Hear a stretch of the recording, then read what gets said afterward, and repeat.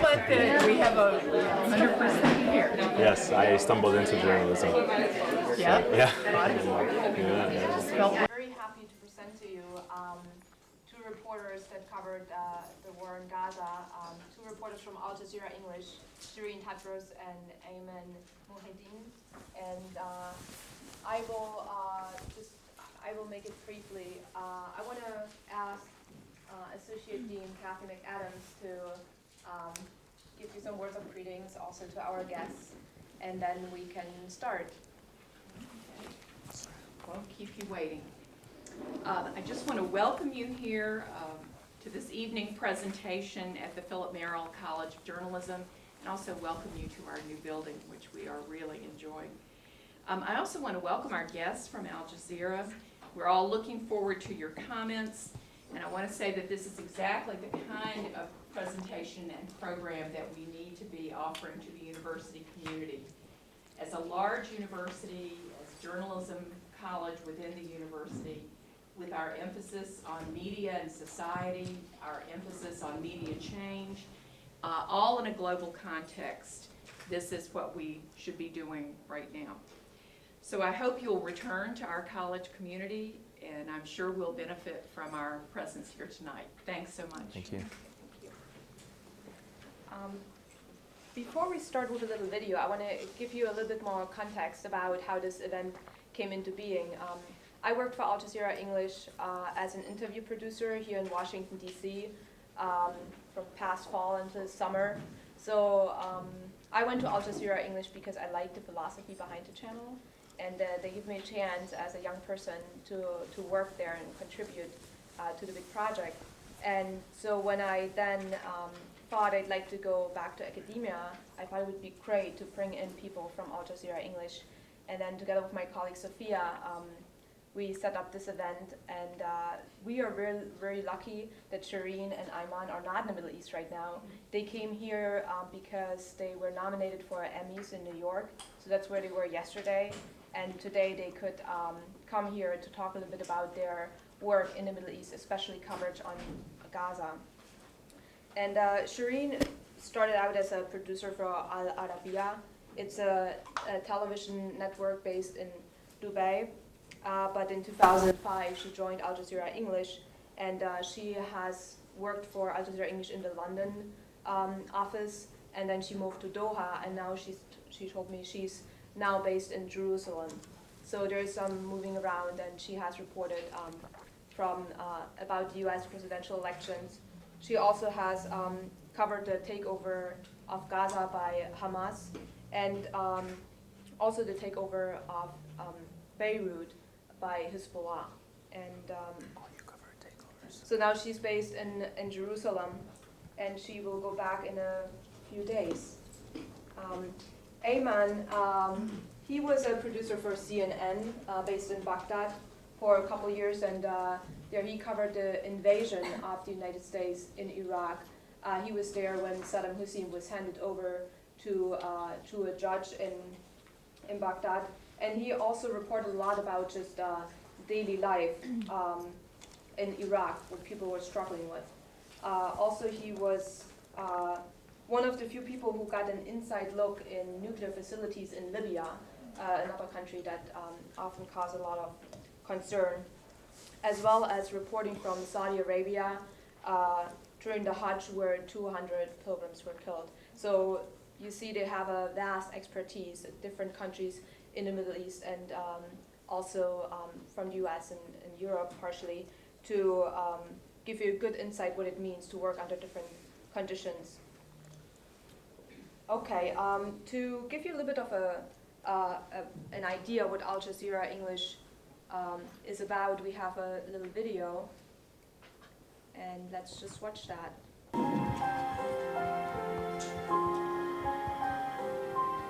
In the first couple of days when we started getting calls from international media outlets to report for them what was happening in Gaza, we started getting a sense of how important our role was. I focused on the news and focused on the events as they were happening. Has given them a chance to go out, try to make it to the supermarket, try to... Ayman, do we need to let you take cover?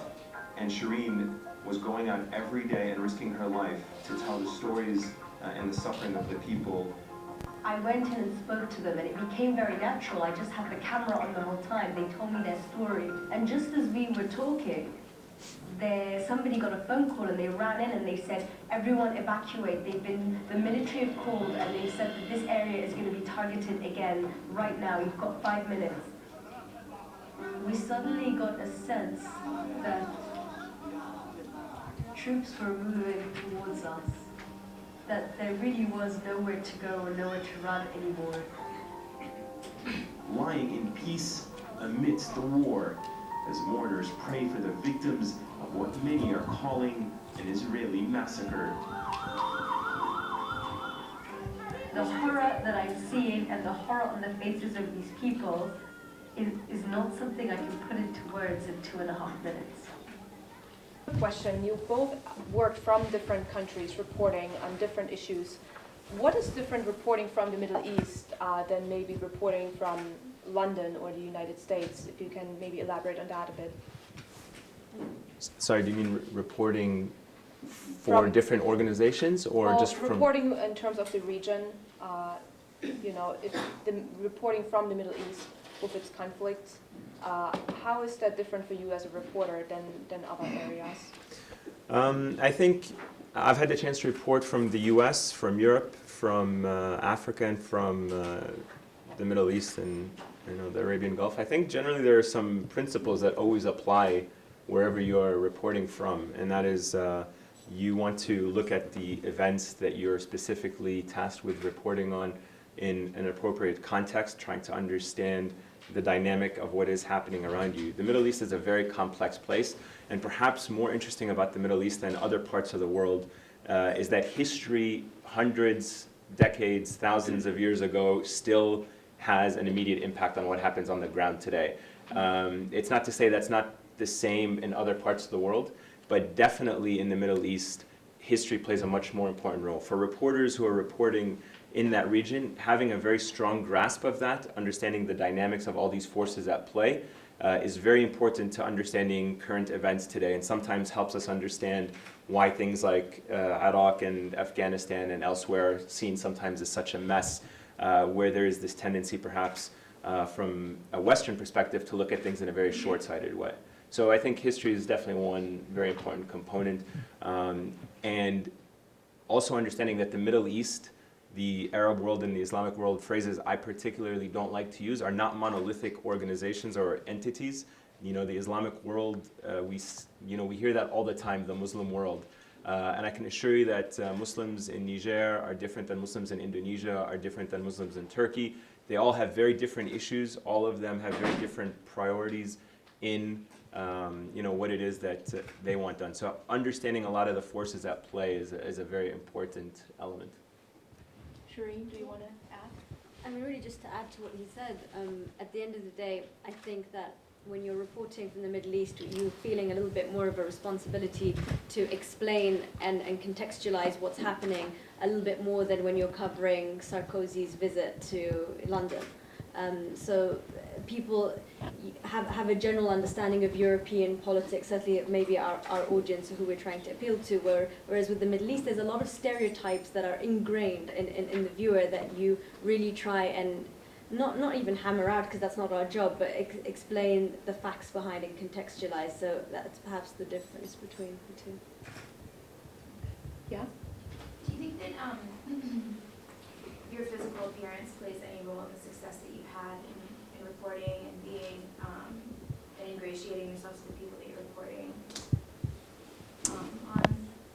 It's a really good question, because when I worked for CNN, it definitely worked against me, probably more so than it worked for me. So, and I think I'm taking what you mean by that as identity more so than actual, aesthetics. I'm approaching it from.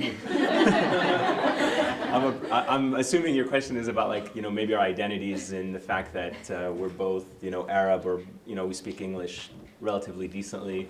And our names are, maybe not typical names that you would come across in mainstream American media. So I would say that when I worked at CNN, that was oftentimes a hindrance, because no doubt that editors, when they make decisions, always try to relate between the person delivering the message and the person who's receiving the message. So there's no doubt that there is a correlation whether the person who's going to be watching you in Alabama or in the Ukraine is going to be able to connect with you. And there are definitely immediate hurdles or obstacles anytime a viewer is flipping through the channels. Among them, identity, names, the company that you're working for. So I would say it definitely, plays a role, and you hope that media organizations, in the way the world is becoming more interconnected, don't put such a premium on that type of superficiality, as long as the individual can communicate the message. Yeah. Do you have a freer access to Gaza and to other sites than, say, American newspapers do? And how would you compare the intimacy of your reporting in Gaza with the reporting in the American press? Well, I'm familiar with the American press, so I'll speak to that. Two things. One is, when Al Jazeera launched, from the first day we launched, we've had a bureau in Gaza. And I think the significance of that is we recognized that Gaza is an important territory, a small territory, but certainly one that has regional and international implications. So we decided to keep a presence on the ground throughout the 4 years that we've been on the air, a fully functioning staffed bureau. Actually all Western news organizations that I'm familiar with have zero permanent presence in Gaza. They all report on it from Jerusalem. So they lack on the ground context. It doesn't mean that they haven't gone in and done stories out of there, but they lack the day-to-day nuance of life and the developments. And I can give you a whole list of examples that that substantiate that.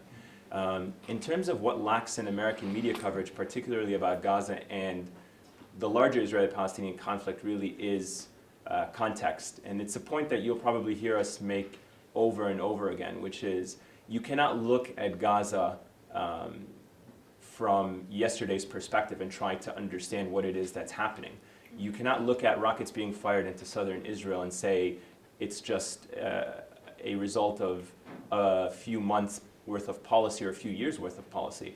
That is something that most Western media organizations have tremendously failed in, putting Gaza, putting the Israeli-Palestinian conflict and the region as a whole in the proper context. So I think American media organizations, I can speak more so about broadcast because that's where my personal experience has been, has really lacked that depth, has really lacked that context. I think that access is linked to resources and what you're willing to commit to that story. And if you're willing to commit a correspondent that is there day in, day out, making his contacts, talking to Hamas, talking to the Israelis, then you will get that access. And unfortunately, most of the mainstream media have not deemed Gaza a sexy enough story to devote that kind of time, resources, and money. Do you think that there's an anti-Arab bias in Western media, and do you feel the need to correct this in your own coverage? There definitely is a bias. Yes, there is a bias towards the Arab world and towards specific developments. I think if you just look at recent developments in the U.S. media about a lot of things, any discerning person can actually just take a step back and raise some serious questions about the reporting that takes place in the U.S. I mean, we heard some radio reports today on our way down from New York about the mosque controversy, the so-called Ground Zero Mosque, and the pastor in Florida and all that. And I mean, I was dying laughing about just the way things were phrased, the language, So it's very interesting. Yes, I do think that there is a bias. Do I think that it's my personal responsibility to try to correct it? No, I don't think so. I think my job is to report and provide analyzed information, knowledge more so. And in doing so, I hope that provides the appropriate context and understanding. So, we'll certainly, I wasn't involved in the reporting of this, but if I were in the US, I would certainly have a different look at the facts around controversial issues such as the Ground Zero Mosque, or as it was dubbed here. And I think beyond that, in the other arenas, the Israeli-Palestinian conflict, the Middle East, trying to understand so much of that part of the world, we both have an advantage in that we have one foot in the Western world and one foot in the Arab world. And that cross-cultural communication, I think, is the trend in journalism. People who have the ability to bridge gaps in the way they report and communicate has become a very important asset. And in this particular era, it's become that much more important between the West and Muslim countries, Arab countries, because what many people are describing, this kind of collision course of civilizations that's taking place. And I think that a lot of the time what is perceived as bias ends up just being a lack of knowledge and a bit of ignorance. And that's certainly what we see, and it perpetuates itself in the language that's used to describe things. And this decision that's made that when are we going to start telling this story? Are we going to take a step back and talk about just the rockets that are fired to southern Israel? Should we talk about the missile attack that killed 5 Palestinians that then led to that? So where they decide to start, is it bias? Is it a lack of knowledge? It's difficult to say sometimes. I think most of the time it's a mixture. Richard Engel, the chief foreign correspondent for NBC News, he once wrote that as a foreign correspondent, you eventually become desensitized by the violence, and tragic events you see become everyday normal events. Have you guys had that happen to you, and if so, does it affect your reporting?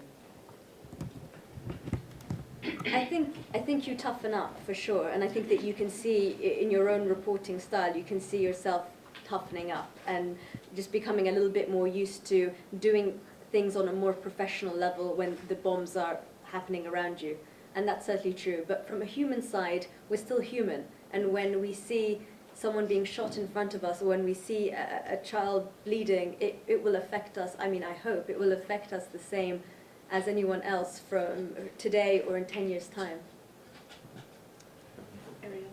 Do you feel you have enough time to cover nonviolent resistance, not just the conflicts and the bloodshed, but enough about the context of people trying to organize and, more in the vein of what citizen journalists try to do? Just because I can see that, you spent the video showed a lot of graphic material, and I was just wondering, but do you ever show people organizing and talking and trying to make change without the violence? I mean, absolutely. What you're seeing is a lot of conflict reporting, and that I suppose that's what interests people the most, and so that's what comes out in your bio, and that's what we show in the videos. But that's not that's not our bread and butter, as we say in the UK. What we actually report on is the day-to-day trends, what's going on, and right now, for example, what's happening in the Palestinian territories and in Israel is a real boycott against Israel, whether that is in an economic sense or in a cultural sense or an academic boycott. That is a movement for change, a non-violent movement for change that has really taken on a hold, and that is more important, in fact, than the clashes that happen in East Jerusalem and all of this. So we definitely recognize that, and we try and cover it in a more intelligent way than just sort of blurting it out to the viewer, but actually putting it in context. As in South Africa, there was apartheid. There was an economic boycott that led to this movement. This is what they're trying to replicate. So, I mean, it's a very good point that you bring up, which is that the Middle East isn't all bang bang. There's also a lot of non-violent resistance that's taking place that really enriches your understanding of what most Palestinians are trying to do. Yeah, in the back. Ma'am, what's it like reporting over there as a woman, and do you ever wear a headscarf or feel pressure to wear a headscarf? The headscarf, I don't feel pressure to wear it on a day-to-day basis in Gaza. I assume you're talking about Gaza specifically. Yes. But if I were to interview someone, an official who would feel more comfortable, and if I wore a headscarf, I'd certainly do that in the same way that if I interviewed a priest or the Pope, I wouldn't wear a short skirt. It's respect to the culture of the place that you're in. And I mean, when you're in Gaza, it's not just about covering with your hair, it's about just dressing modestly, because that is the culture that you're in. And we as journalists, we're entering into their world, and you have to respect their world. You can't go in saying, well, I always wear my skinny jeans and my boots, so I'm going to wear my skinny jeans and my boots in Gaza. I don't think that, it's not about whether it's Islamic or not, it's about a respect for the place. reporting as a woman, I think it's got so much easier with the pioneers that came before us in female journalists who really cracked that mold. And I think that now female journalists offer something slightly different to the male journalists in as far as conflict reporting, especially where we bring a little bit more emotion and feeling into our work than more macho male. Do you want to defend yourself?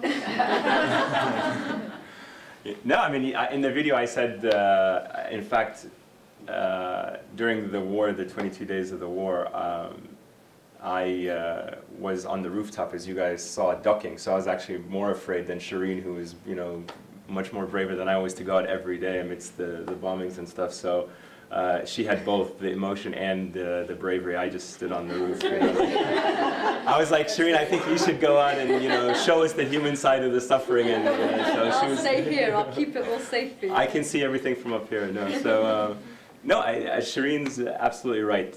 You know, people bring to reporting all kinds of personal experience and background, and it is, going back to the original point, identity-based, gender-based, race-based. I think, you know, an American reporter who is in the US will certainly understand race relations a lot better than, let's say, somebody who's just being parachuted into the US to report about US elections from, let's say, the United Kingdom or Russia or France. So a reporter who has experienced racism in the US, who grew up in the US, understands perhaps the significance of why someone like Barack Obama being elected president is an important milestone for America. Not just the cosmetic first black American president, but understanding really what it has meant. So I think the same thing applies to gender reporting as well as to other ethnicities. The same applies to different parts of the world. What an Arab woman brings to reporting in the Arab world is different than what an Arab man is going to bring in conflict or just in social and cultural issues. In the back, yeah. I'm also a journalist reporting at conflicts in Pakistan. So I want to learn from you that what are the kind of threats and dangers to journalists working in war zones like you have been working there? And what are the safety measures that you've been taking to for your safety? And number two, you just said that there is misreporting or there's context is missing, or there's bias. So this issue is being discussed among the journalists there or not? Well, I'll start with the first question, which is one of the most important things is that an organization who's putting its reporters in harm's way understands that and works to providing those people in the field the appropriate resources to leave the decision of what is dangerous and what is not in the hands of the reporter. I think in this day and age, many reporters suffer from the scoop syndrome, which is, how can I be the first reporter to get to the scene of, you know, the Israeli missile attack? So I want to run there and completely disregard whether or not it's the wisest thing to do or not. And one of the important things at Al Jazeera during this particular war, and you know, Al Jazeera has a long history of bureaus that have been bombed, reporters that have been arrested, detained, bureaus shut down. So they know security firsthand and they know the importance of reporter safety. I think the onus is on the organization to make sure that everyone is on the same page and then provide the adequate resources, flat jackets, cars, helmets, first aid kit, all that stuff. There's no point in a reporter being out, and I see this unfortunately sometimes, and for any of you who are thinking about going to become freelance journalists, it's a great way. I started off as a freelance journalist, but sometimes there's so much pressure for freelance journalists to try to shine that they're willing to take too much of a risk for a story that they are not addressing proportionally to what the risk is, if that makes any sense. So I think that's something to keep in mind. In terms of journalists talking about the lack of context, absolutely. We engage in some very intense discussions with our colleagues from other media organizations about reporting. I mean, Sherine is based in Jerusalem, so she deals with the entire Foreign Press Corps, who are, if not always down her throat because Al Jazeera did something, they're at least very supportive or not. I mean, there's always a very vibrant discussion among journalists. So I mean, I can give you a very good example actually during the Gaza war, which was immediately after the Gaza war, an Italian journalist came into the Gaza Strip with all these foreign journalists that were coming in.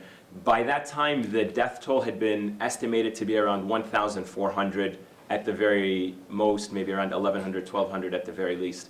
And this Italian journalist came in, and I remember one night just running into him at a restaurant among a few other journalists, and he was just finishing up a story that was going to be published the very next day about how the death toll was actually around 500 people, and only 200 of them were civilians, 300 of them were fighters. This was based on his own personal assessment by visiting a few hospitals and checking records and stuff.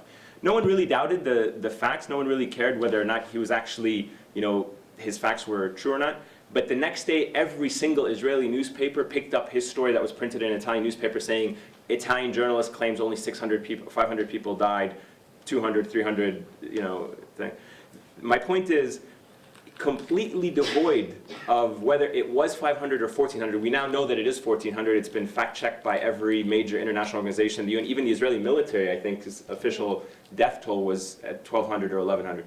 But the point I wanted to make was, even if it were 500 people, that would be the equivalent of around 100 or so thousand Americans being killed in the course of 3 weeks of war. So if it was a higher number, or I think if it was 1,400, it would have been the equivalent of like several hundred thousand. If it was 600, it would have been the equivalent of about anywhere between 85 to 100,000 Americans being killed. I think that's silly to talk about whether 600 people died or 1,400 people died. If one person dies, then that's really the important fact. 600 people dying in the course of 3 weeks is the equivalent of the population numbers that we were talking about in the US and Europe, would have triggered, not outrage, would have triggered more than outrage in the US and in Europe. So it's just, that's the kind of context that sometimes eludes many journalists. Yeah. Considering that you worked for CNN, what was your reaction to the firing of Octavia Nasser over the summer after the death of Budwala? Do you think that CNN took the appropriate hit to their credibility because of that, or just how did you feel about that? I think CNN's credibility has been hit way before that. I don't think that it rests on firing Octavia Nasser for what she said. Well, I guess my question is, the only reason I even heard about it was I was in Beirut at the time Yeah. when it happened, and I was with people who, I guess, had their headlights on for stuff like that. But I was just wondering, like, what your reaction was to that. It's very disappointing. I'm speaking as a journalist, and I know Octavia actually when I used to work at CNN.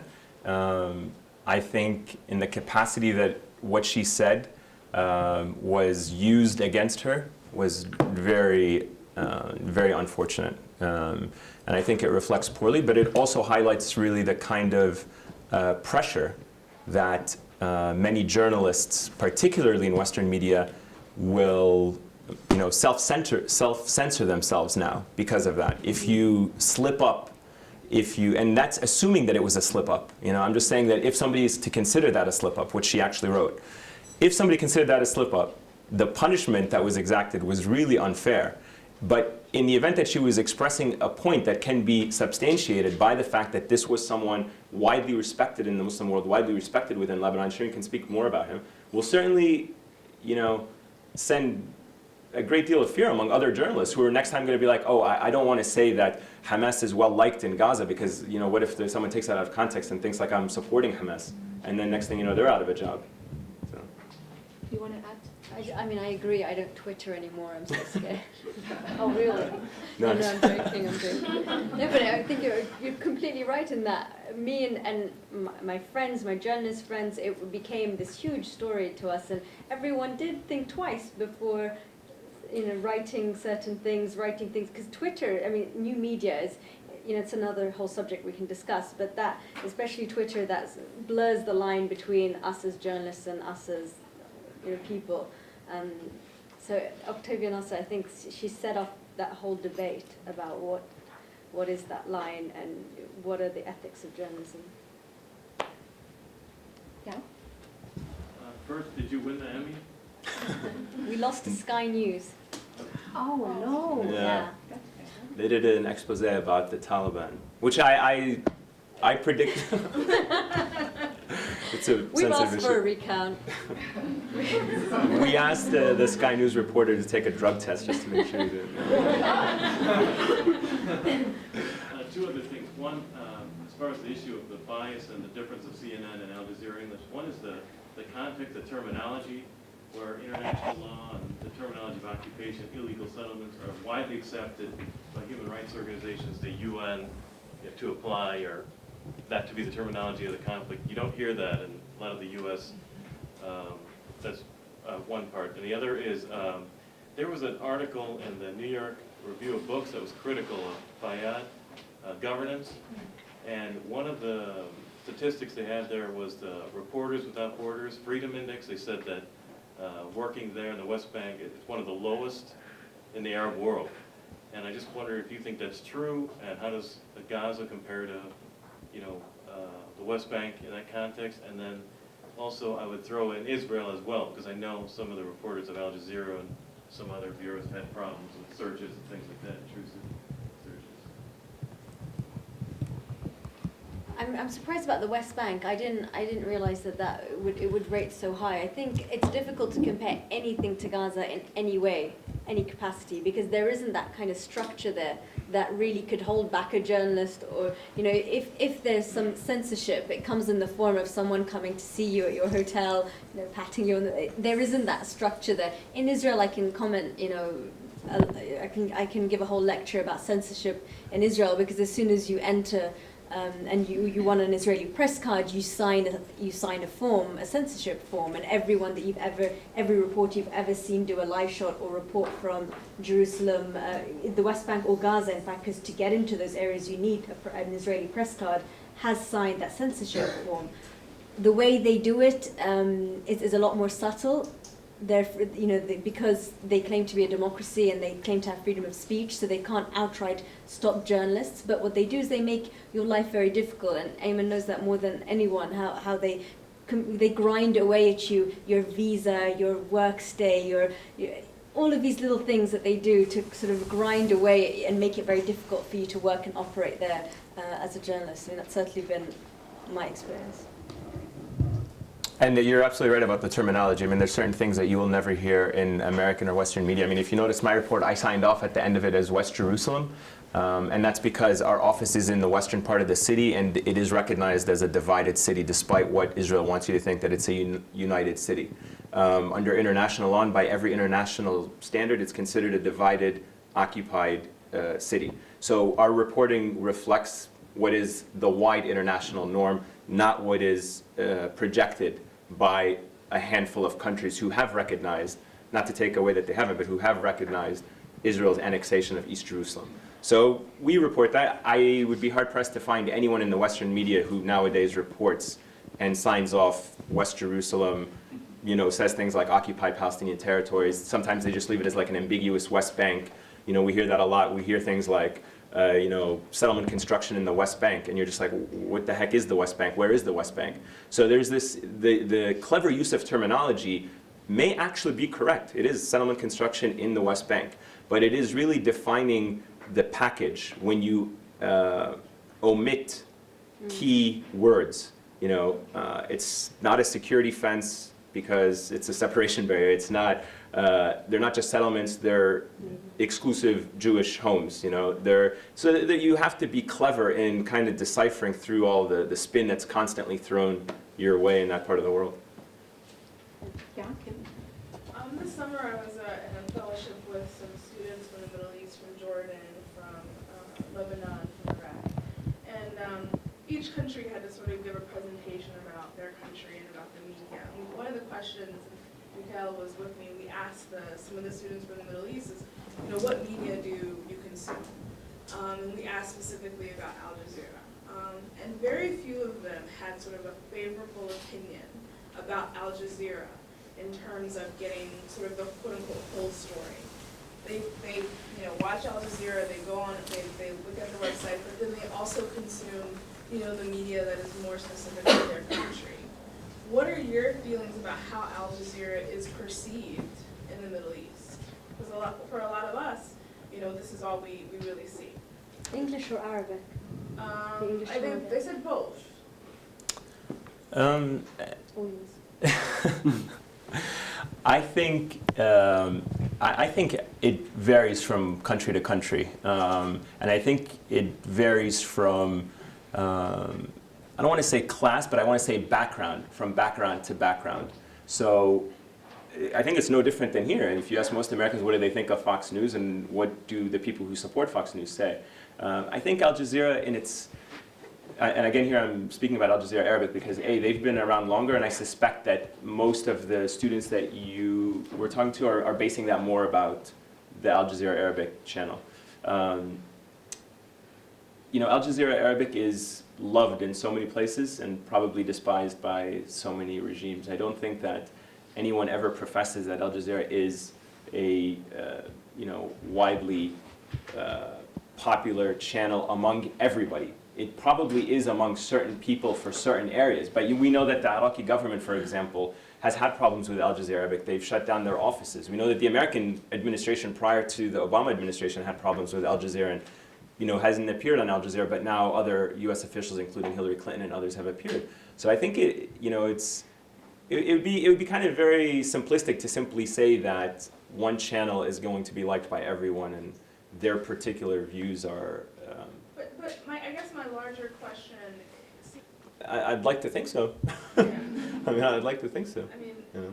And that's sort of the feeling that we sort of, you know, the question that we put to them because they're extremely, extremely critical, as well they should be, of U.S. media coverage of the Middle East, and then particularly the cable networks. And we, you know, encourage them to be critical in the same manner. And it seems to me that, you know, that criticism isn't always welcome of Middle Eastern countries. Well, I think we should distinguish between first state media in the Middle East and Al Jazeera. You know, I think state media in the Middle East is widely considered a joke. No one really takes state media as a serious enterprise. It's, you know, which world leader did what today, who did he meet with, you know, what speech did he deliver. In fact, in some countries, you watch the opening newscast of every single news show, and it starts off with what their particular leader did. Most of the time, they don't even play the audio because they're just afraid that, you know, like someone may have said something that like gets leaked. You know, they avoid that stuff. So I don't think anyone really takes state media in the Arab world as a serious, credible enterprise, as more as it is just about like documenting what has happened on a particular day. So. Yeah. Is it possible to report insightfully and in detail about political discussions and conflicts and so forth within the Hamas regime? Do you have access to?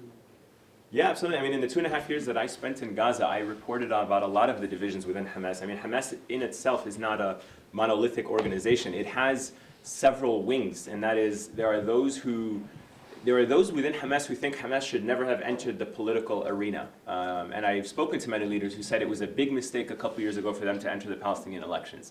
A, because they, you know, have rejected the whole peace process that gave birth to the Palestinian Authority and the Palestinian Parliament. So why then participate in elections that were born out of that, you know, so-called illegal process? There were others who wanted Hamas to remain as a resistance movement, and within being a resistance movement, who argued that it shouldn't always be violent resistance. It shouldn't always be about the paramilitary activities. It should be about nonviolent struggles. Hamas should morph into you know, more of a political, diplomatic organization, perhaps like the IRA and others.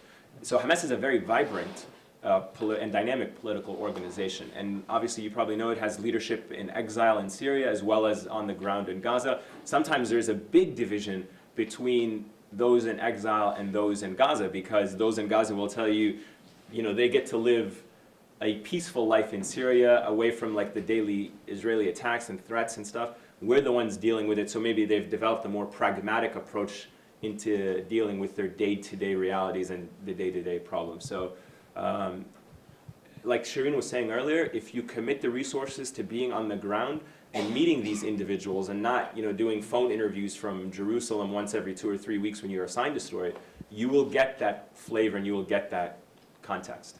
I haven't seen it anywhere else. So. Al Jazeera English also gets a lot of leeway in the hard matter is that at the end of the day we broadcast in English. Most of the Hamas leadership, most of the people watching don't understand English. So within the Gaza Strip, we're not really very widely watched. So we are able to get away with a lot more criticism than our Arabic counterpart. But at the same time, do you think that because working for Al Jazeera that it opens more doors than like for some of the Western media outlets, like any American who would come show up? I mean, even like, you were only saying you've been living there and you have your studio there and everything gives you obviously an edge, but just by kind of, being, associated with Al Jazeera? I really thought so when I went in, and then I was surprised when I saw my Western friend, and actually there's a respect for Western journalists that they almost don't give us, because they're happy that they're covering, and wow, it's the BBC, we need to, make sure our presentation at this press conference is really, spot on. So I don't think so. I think at the end of the day, it's about the contacts that you've made. And if Al Jazeera have better resources and inroads, it's because we've committed to that. And we've committed to being there every day to every press conference and following the story in a way that the others haven't. But I don't think that this is something that Western media can't cover. Well, when I worked at CNN in Iraq, they used to accuse us of being CIA, and when I worked for Al Jazeera, they accused us of being Al Qaeda. So it's so it seems like whatever organization I go to, it's just like I can tell you. Yeah, I was gonna say maybe it's me. I was gonna say it's the organization tends to not open doors just based on the name of it. At the end of the day, the reporter will play, or the team of journalists on the ground, like Sherine said, plays a very important role in terms of the access that you get, in terms of the relationship you build. Still, people associate certain things, especially also with the world. Like, yeah, absolutely. I will obviously have a different understanding of what Al Jazeera maybe stands for and the other way around. Like, I will, yeah, and it's true. And I will tell you this point, I mean, in relation to your question, which is a good point. I mean, for 2 years, I was the only foreign journalist living in Gaza. So, but I was qualified as a foreign journalist because I have an American passport, But I never saw myself as a foreign journalist because I spoke Arabic. I'm not from Gaza, but I spoke Arabic.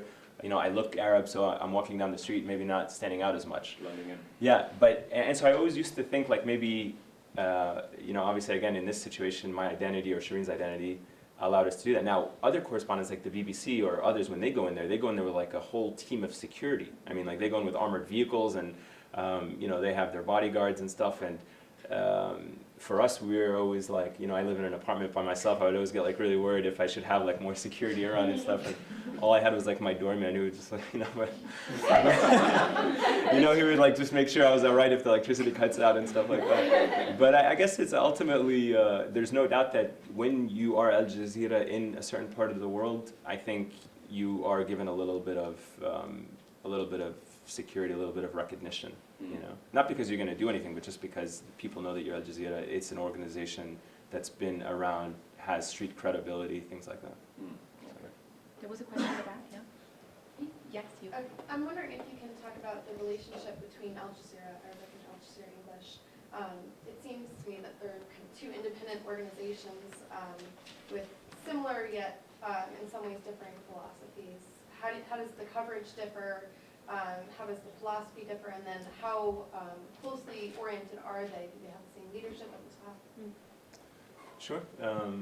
Well, first of all, Al Jazeera Arabic has been around a lot longer than Al Jazeera English. So they and Al Jazeera English speak to two very different audiences. So again, in the Israeli-Palestinian conflict, I'll just give you this very quick example. You're speaking to two very different audiences who have two very different contextual backgrounds. People in the Arab world have been living with the Israeli-Palestinian conflict for decades. They know every nuance of it. They know who all the main players are. They know who Fatah is. They know who Hamas is. They know Fatah is pro-Western. They know Hamas is Islamist. They know who all of the parties that are playing around in the Middle East.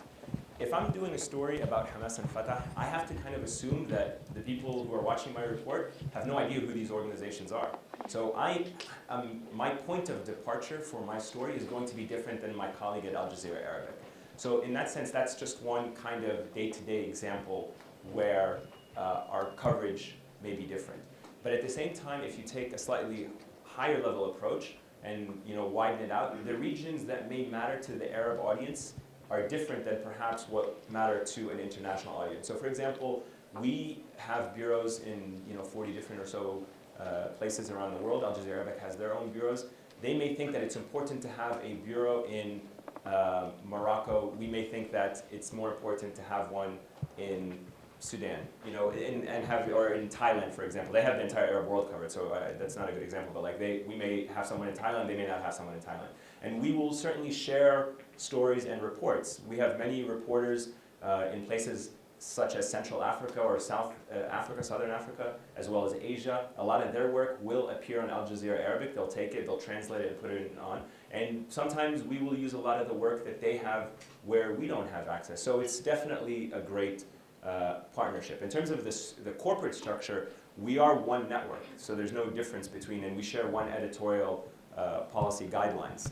But in terms of the day-to-day editorial decision-making, we're very different organizations because we're speaking to different audiences. Where there is room for cooperation and integration and collaboration, we do. And you know, there's no point in having an exclusive interview that a reporter gets from Al Jazeera Arabic in Afghanistan that doesn't appear on Al Jazeera English, and vice versa. If we get an interview with, you know, Secretary of State Clinton, it's certainly going to make its way on Al Jazeera Arabic and vice versa. You just have to keep in mind, you speak to different audiences, different levels of contextual background.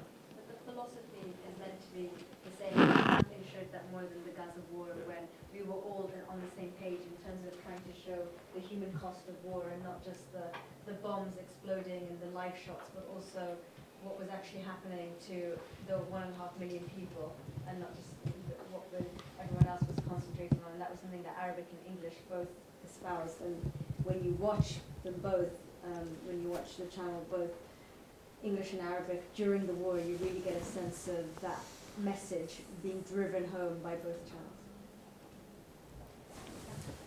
Question for you. You live in Jerusalem. Right?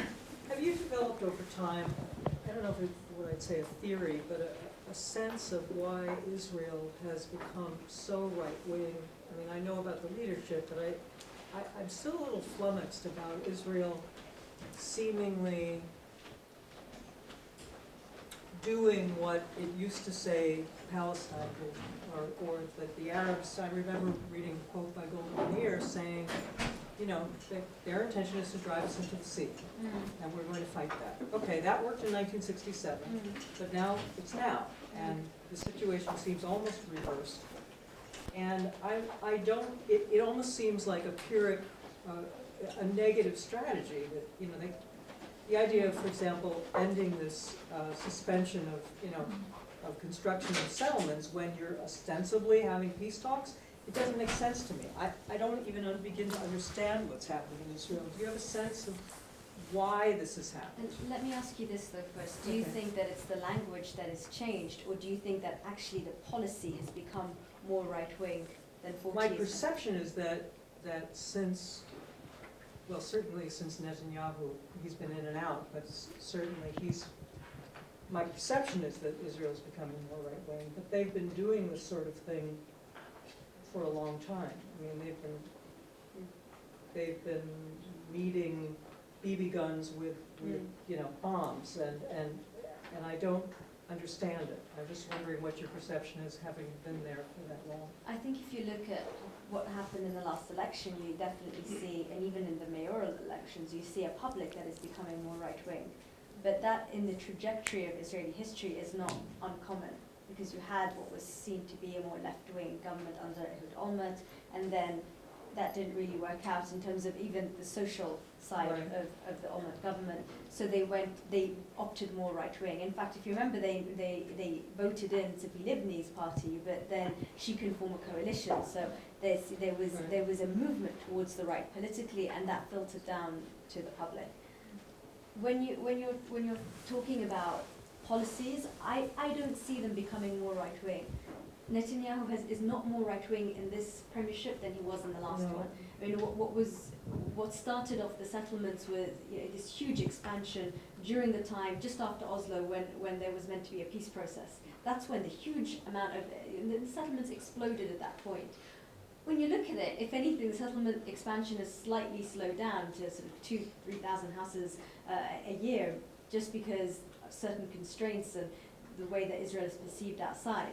So I think that what is happening is that there has been a little bit of a light shone on Israel ever since, especially the Gaza war, when it was very clear that, you know, 1,400 people, you can't dispute 350 children under the age of 16 were killed. These were innocent people, even if you wanted to dispute the rest. 360 children. And these facts are starting to speak for themselves. The flotilla killing 9 peace activists going to deliver humanitarian aid. I think Israel's become more ballsy in caring less about its PR and more about what it wants to do.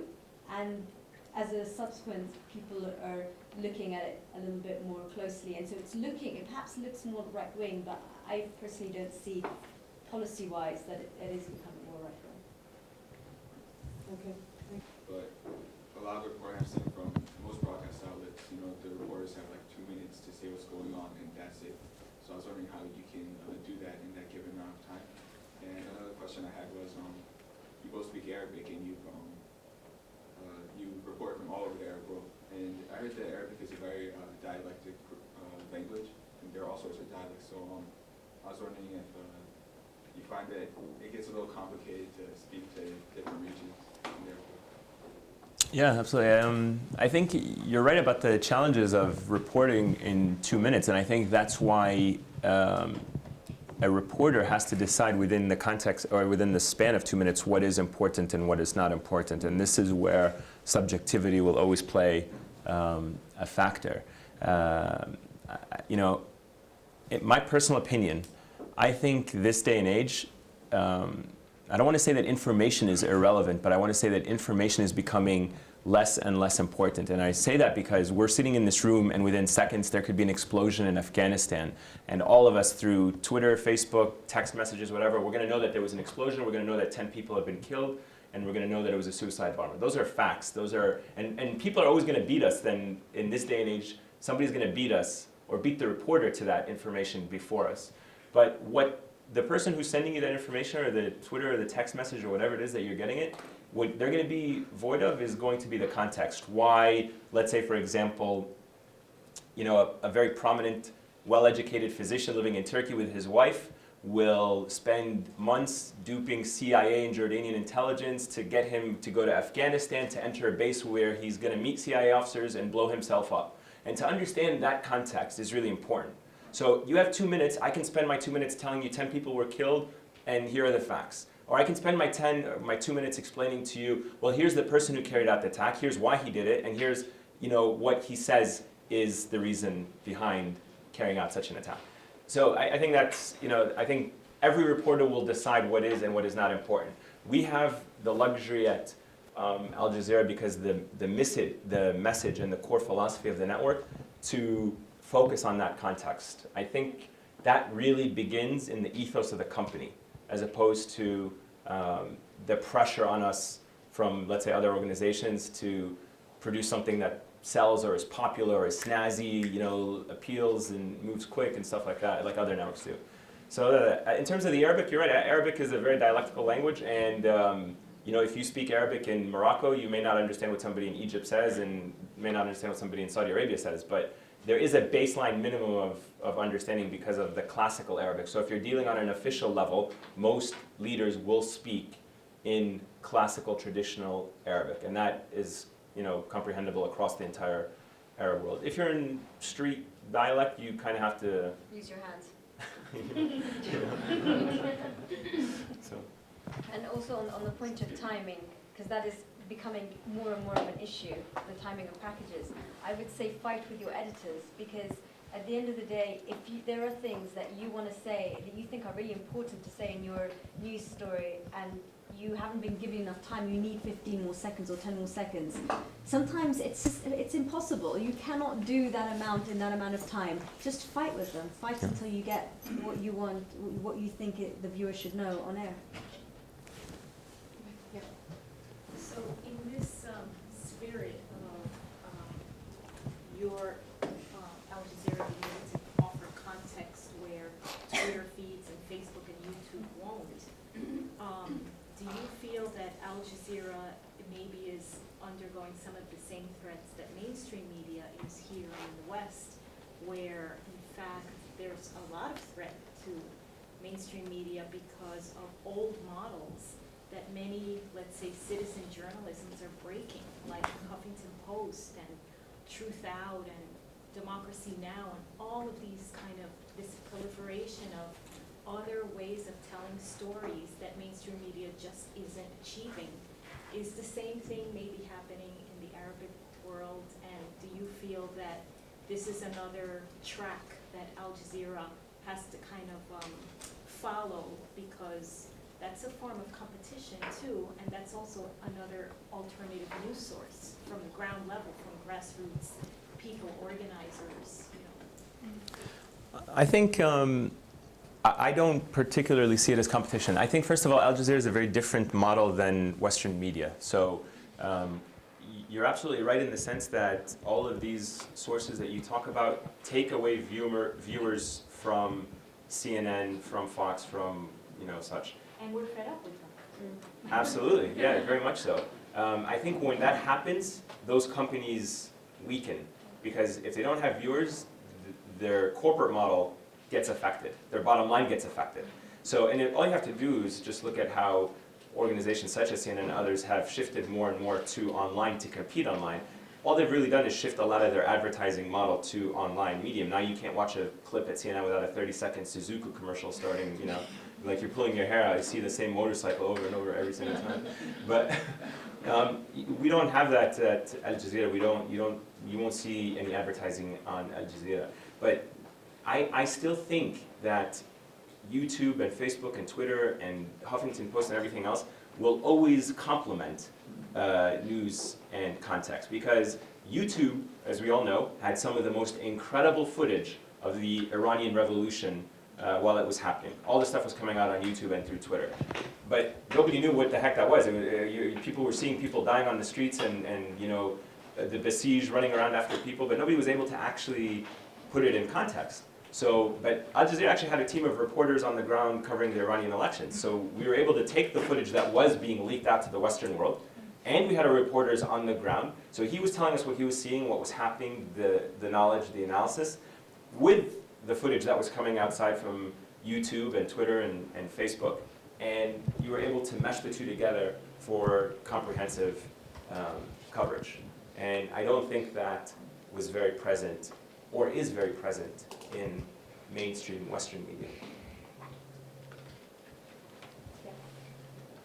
As a correspondent living in an area, when does the journalist take a break? When do you take the jacket off and decide that you're going to be a citizen and just go to dinner and not worry about it? And does it have an effect on your ability, jetting around to maintain relationships and to how does that affect your family?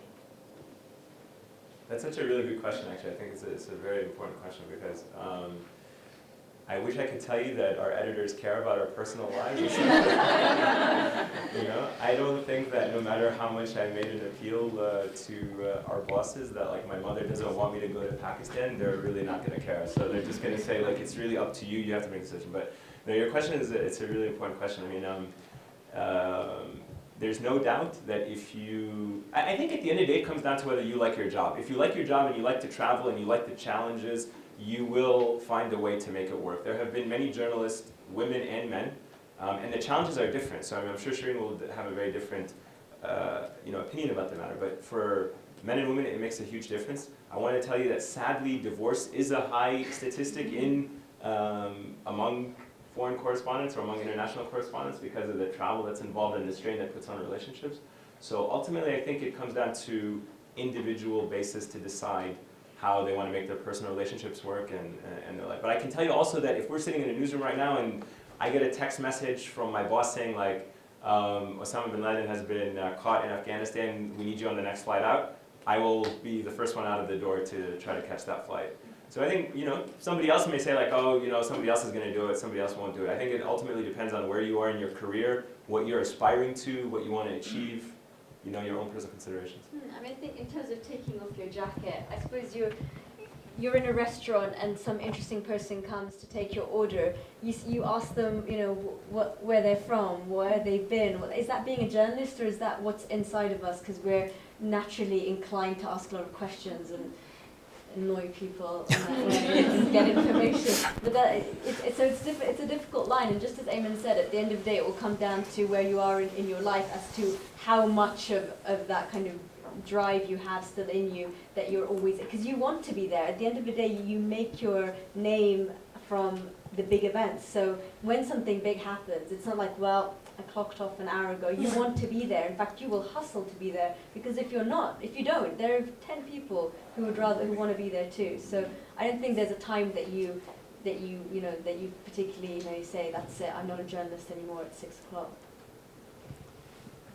Okay. In the back.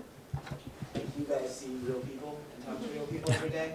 So what are you feeling is that how much has the opinion of America, perception of America changed since Obama's election?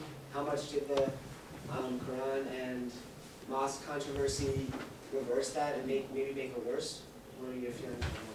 I have a very quick anecdote that I think you'll appreciate, which was on the day of 9/11, on the supposed, the Quran burning day was supposed to, this wasn't it 9/11? Yeah, it was supposed to take place 9/11. So I was in Mount Sinai, in the Sinai Peninsula in Egypt. I was about to climb up Mount Sinai to go to St. Catherine's Monastery, which is obviously a holy site for Christians around the world. They believe that's where Moses received the 10 Commandments. It's a pilgrimage site for many tourists around the world. My tour guide was an Egyptian Muslim Bedouin who was about to take us to the top of this Christian holy site. And he said, when I told him I had actually come from America, I had lived in America, he said, I am very upset with Barack Obama and America.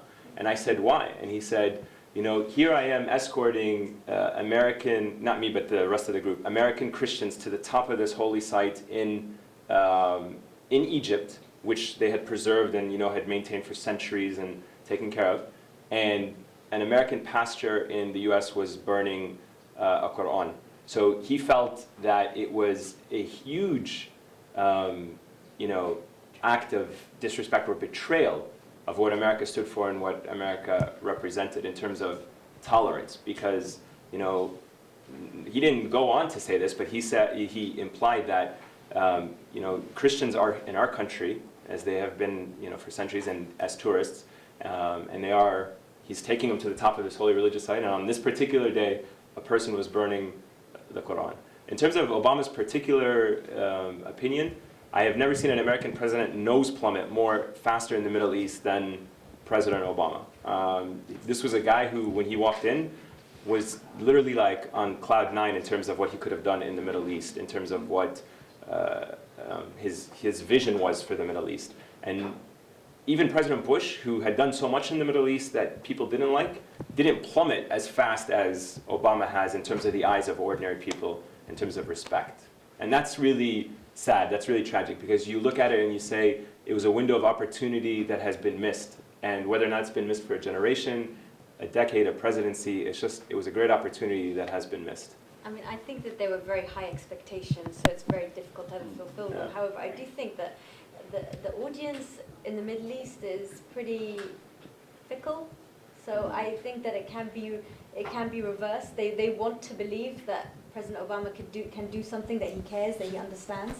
So I think within this peace process, for example, as being very optimistic, but if something was to come of it, if there were pressure was really put on the Israeli side to stop the settlements, to evacuate some of the smaller ones, I think this would very quickly, reverse that nosedive that was initially taken. Okay, and then, yeah. That question with the anecdote raises a question I've long had about whether journalists would ever be willing to argue with people that they're interviewing. And I remember thinking about this when I heard so many reporters interviewing people about whether Obama was Muslim or not, and not correcting it. So I wonder what your position is on correcting people when someone you're interviewing says something that you think is either misguided or wrong or misleading. So for example, did you say to that Bedouin who was escorting you up to the top of Mount Sinai. Well, it's one guy who's a nut in a very big country, and he didn't actually burn the Quran. Yeah, absolutely. I did. You know, I guess me and him will be testament to that. But yeah, I did. I told him that it's one guy who represents a church of, I guess, 40 or 50 people. No one, you know, would have ever taken him seriously had it not been for media making it a big deal. So that I did say that to him. And I also told him that America has more Muslims than, you know, a lot of Arab countries. It has more Muslims in Lebanon, more Muslims than Jordan, more Muslims than a lot of countries, more than the Palestinian territories. So it's not, it's by no means was that, you know, but it's just the way it plays out in the hearts and minds of the people. We hear that phrase all of the time, hearts and mind, hearts and mind. So that is the heart and mind. That is where the arena of hearts and mind is won.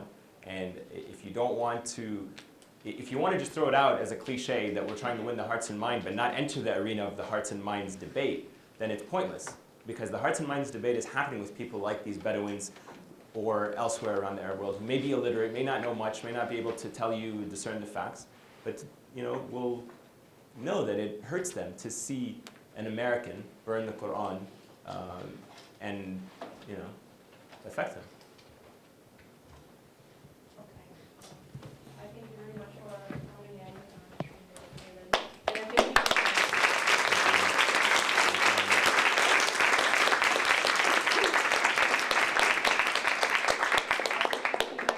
Thank you for introducing the event and also making some remarks. Thank you all. This was great.